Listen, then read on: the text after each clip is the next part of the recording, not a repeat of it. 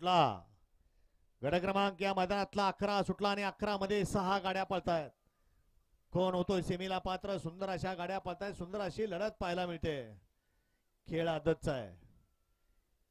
एक आदतला वेगळं व्यासपीठ मिळालं आणि आदत साठी या ठिकाणी सुंदर अशी चालना मिळाली. लढत अतिशय सुंदर अशी लढत झाली 3 गाड्यामध्ये.